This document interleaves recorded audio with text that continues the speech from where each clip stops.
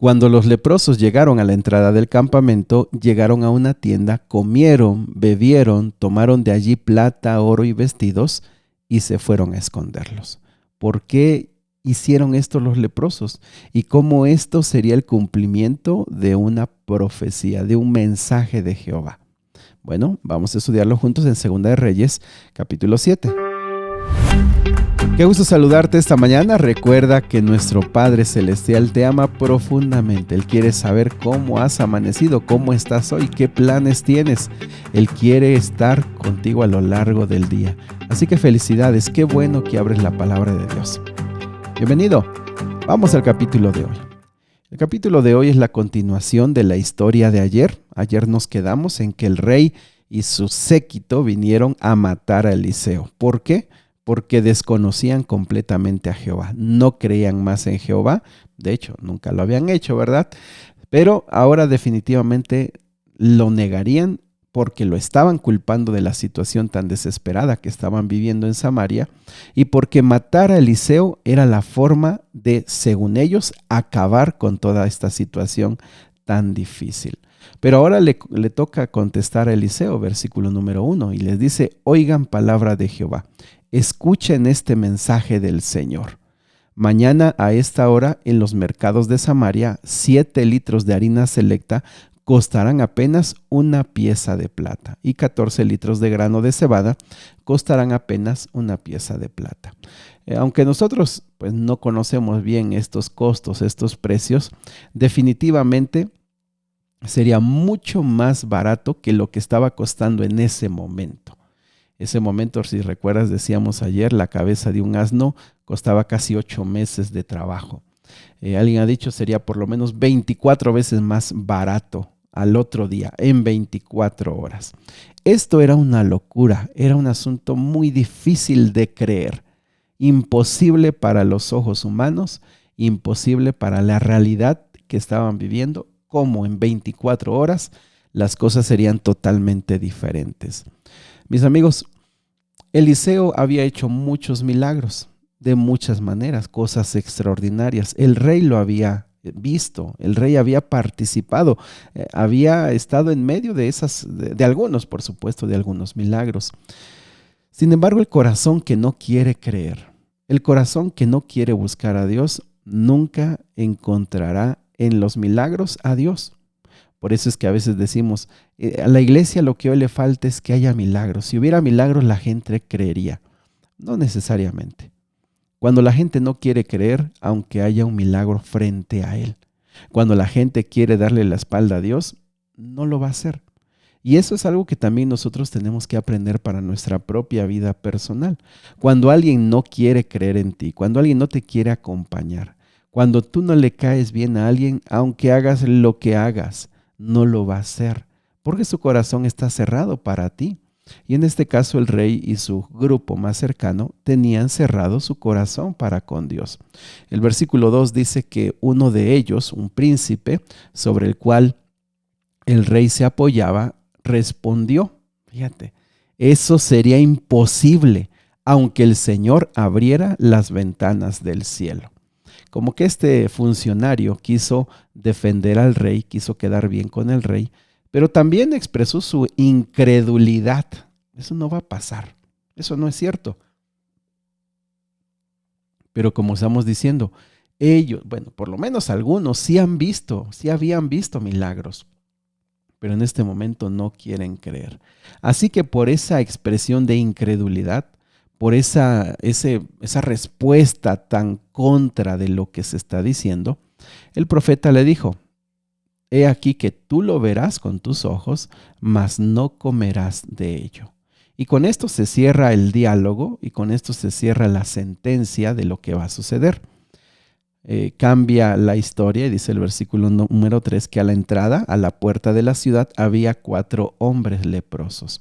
Recordemos que para ese tiempo las leyes dictaban que los leprosos tenían que estar fuera del campamento y en este caso fuera de la ciudad. Estos hombres vivían pues de lo que les pudieran tirar, lo que les pudieran dar, porque estaban a la puerta, porque allí siempre eran los centros de negocio, de comercio, así que ellos ahí estaban y pues ahí se habían quedado, aunque ahora por el hambre nadie les daba nada porque ni había que comer, pero ahí estaban ellos. Y entre los diálogos cerca de la muerte, ellos empezaron a pensar y entrar en una lógica bien interesante. Dice, a ver, ¿qué podemos hacer? Si nos quedamos aquí, nos vamos a morir de hambre. Si vamos a la ciudad, nos vamos a morir de hambre porque tampoco hay nada que comer. Pero si vamos con los sirios, recuerda que ellos estaban cercando la ciudad, así que pues los campamentos estaban muy cerca. Si vamos con ellos y nos matan, nada habrá cambiado. De todos modos, vamos a morir. Pero si nos tienen misericordia y nos dan algo de comer, habremos ganado. Fíjate la lógica, el razonamiento que ellos tienen. Y es que en algunos momentos de la vida, pues no tenemos nada que perder. ¿Te ha pasado? A veces no tenemos ya nada que perder. Y es cuando a veces vamos con todo en la única opción que nosotros tenemos. Y hay que analizarlo, hay que pensarlo bien, pero por eso dicen que pensar en la muerte nos ayuda a aclarar nuestras ideas, nos ayuda a aclarar nuestras prioridades. Cuando una persona sabe que va a morir, como que sus ideas se ponen más sencillas, las decisiones son más fáciles, porque sabe que no tiene nada que perder. Y esta lección me parece que es muy útil, porque hay gente que tiene cobardía, tiene miedo de emprender, de hacer algo, de iniciar algún proyecto, porque dice, y si se burlan, y si fracaso, y si me sucede esto, o me pasa aquello, tengo temor, no sé si va a funcionar, si me lo niegan.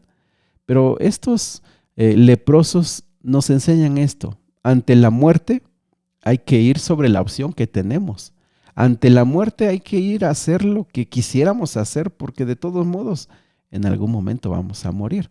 Por supuesto, esta lección se desprende desde el hecho de que sabemos que Dios está con nosotros, ¿verdad? Y que a veces son nuestros propios temores y nuestras propias circunstancias las que nos están deteniendo. Pues bien, ellos se acercaron al campamento, dice el versículo número 6, que se acercaron versículo 5, perdón, iban cerca al anochecer. ¿Por qué se fueron al anochecer? Bueno, para que no fueran tomados como traicioneros. Ellos se fueron hacia el campamento, pero no contaban, ellos ni se imaginaron, ve lo que dice el versículo 6, que Dios había hecho que los sirios oyesen estruendos de carros, ruidos de caballos y un estrépito de gran ejército. Entonces ellos se dijeron unos a otros, he aquí que el rey de Israel pues contrató a los heteos y a los reyes de los egipcios para que vengan contra nosotros. Esta estrategia ya la hemos escuchado antes, la de contratar otros pueblos, y hemos escuchado cómo había grupos, bandas de gente a sueldo para ir y hacer esto, saquear, matar y quedarse con el botín.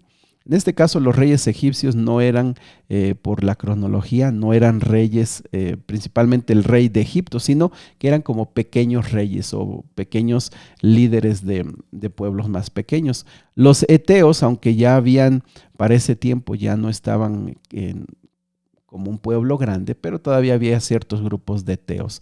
Así que era creíble, sonaba muy lógico lo que ellos dijeron. Y fíjense aquí una manera en la que Dios resuelve el problema. Amigos, si has comenzado desde que estamos estudiando juntos hace más de 77 días, te has dado cuenta que Dios tiene 1001 formas de resolver los conflictos, las dificultades y los problemas que nosotros tenemos. Hemos visto muchas maneras. De hecho, podríamos decir que Dios es un Dios creativo, que Dios tiene mucha, no sé, desde nuestras palabras, mucha imaginación. En el ministerio de Jesús vimos cómo de diferentes maneras sanó a los enfermos. Y aquí todo lo que hemos leído, cómo Dios lo resuelve. Ni lo imaginamos, ni lo pensamos, ni siquiera se nos habría ocurrido. Pero Dios usa cosas tan grandes, Dios usa cosas tan pequeñas, y en este caso, pues simplemente los hizo creer, los hizo escuchar. ¿Cómo? No lo sabemos.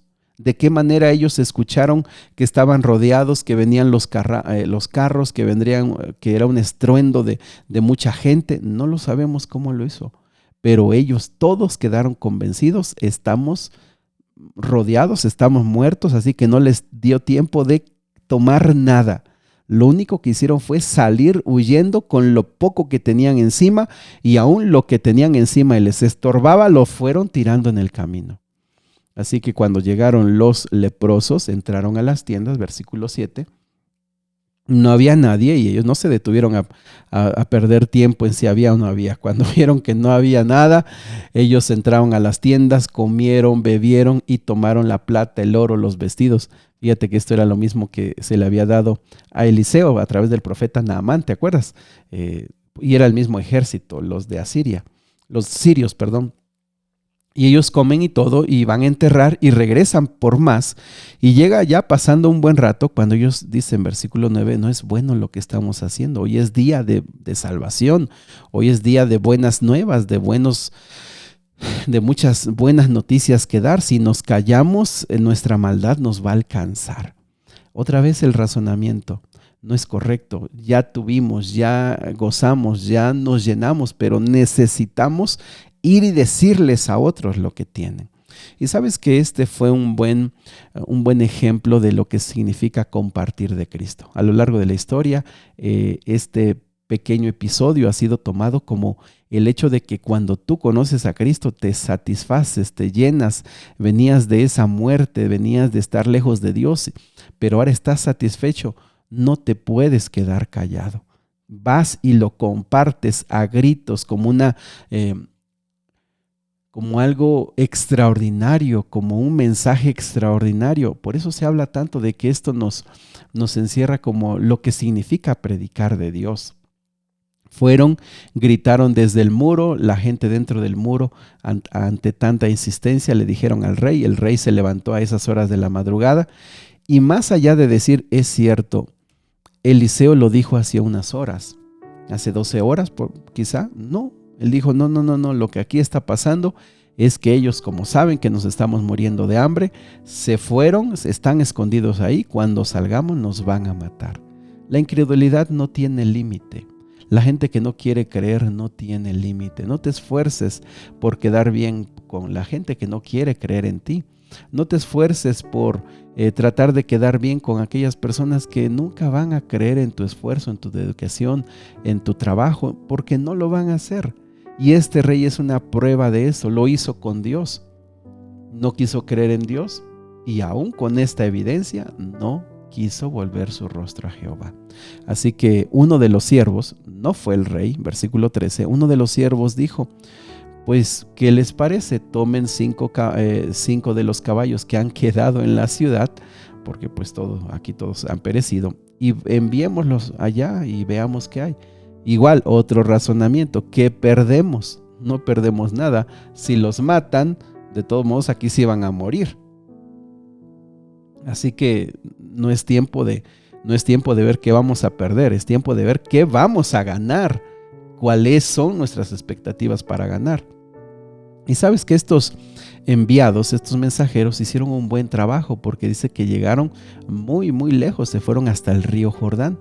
En esas distancias, esa es una distancia de unos 30 kilómetros, para esa época era una larga distancia, y se dieron cuenta que hasta allá, hasta el río Jordán, estaba el camino lleno de cosas que fueron tirando, de aquello que te digo, de lo que quisieron rescatar, pero que al final les estorbaba, y lo fueron arrojando. Y cuando regresaron, dieron la señal y no hubo forma de detener. La multitud salió de golpe, empujándose, porque se estaban muriendo de hambre. Seguramente hicieron lo imposible para salir, y en eso ponen como al príncipe que había dicho ayer que no se iba a cumplir, lo ponen para poner orden.